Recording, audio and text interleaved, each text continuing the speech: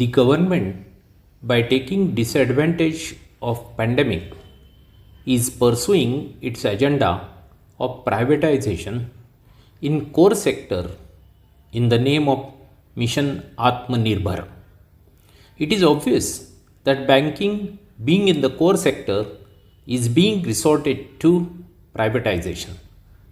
Media is naming the banks marked for privatization, sometime by referring to Niti Aayog, sometimes by referring to Banking Bureau Board, or by quoting official sources from the government. Since 1991, with the advent of new economic policy, this agenda is being pursued initially with the recommendations of Nassimam Committee and later on by referring to various committees appointed by Reserve Bank of India or government.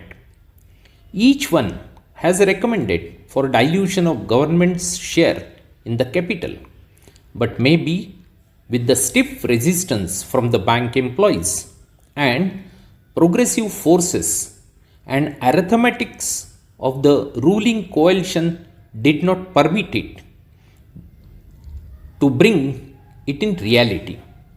This was attempted by the successive governments without any exception.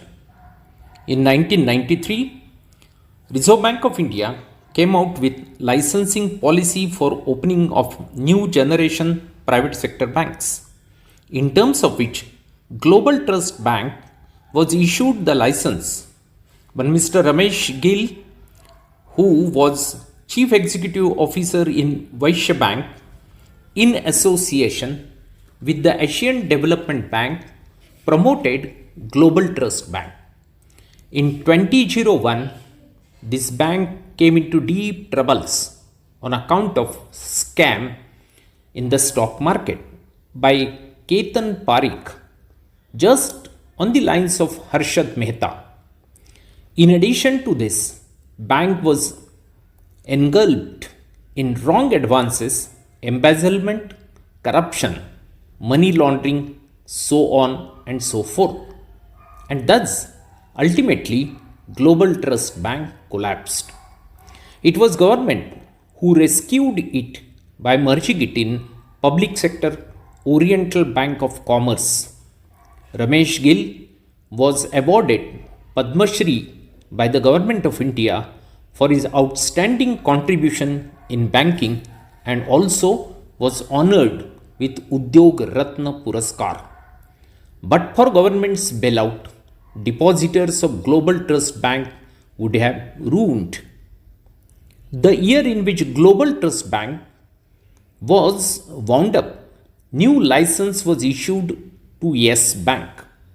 On the background of India shining with the introduction of second generation economic reforms, Rana Kapoor and his kin Ashok Kapoor were the promoters of the bank. Rana Kapoor completed his graduation in Delhi and went to United States of America for post-graduation studies, who on completion of his education joined Bank of America, where he learned the lessons of banking, who with his brief career in United States came to India and obtained the license to open most modern and forward-looking bank called Yes Bank.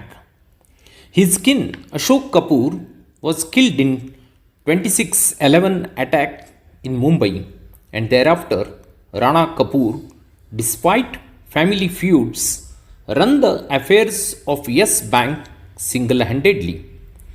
In 2014, advances outstanding of Yes Bank were hardly 55,000 crore, while non-performing assets in terms of percentages were 0.38, which jumped to 2,47,000 crores loan outstanding with an annual growth rate of 35% when entire banking industry was struggling for double digit growth.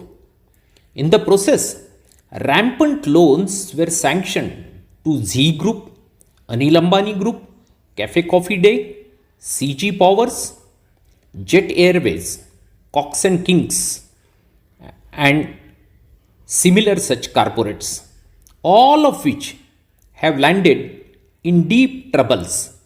And it is obvious that with this, Yes Bank also is dragged in deep crisis. During the period, Yes Bank mobilized saving bank deposits by offering 2% more and also mobilized term deposits by using good and bad marketing tactics. On completion of term of Rana Kapoor, Reserve Bank of India did not oblige him by granting extension in August 2018. And it was January 2019, new Chief Executive Officer joined Yes Bank, and one by one, all misdeeds committed by Rana Kapoor came on surface. In third quarter of 2019, Tirupati Temple withdrew its deposits amounting to rupees 1,300 crore, and RBI did not permit Yes Bank to finalize its working results for the same quarter, and ultimately this bank was put under moratorium by Reserve Bank of India. There was a rush on the bank and panicky in financial circles. On realization of the gravity of the situation, it was government who intervened in the situation and asked State Bank of India to infuse the capital so as to bail out instead of merger or ownership with its 51% stake. State Bank of India was joined by some of the private sector banks in its operations. Government did not find it worth to merge private sector Yes Bank with public sector State Bank of India, since government had in its mind to privatize public sector banks. On the background, this would have been self-defeating. Global Trust Bank or Yes Bank are not in isolation. Ramesh Gill, Rana Kapoor or Chanda Kochar are not isolated examples. Many more are operating in the system.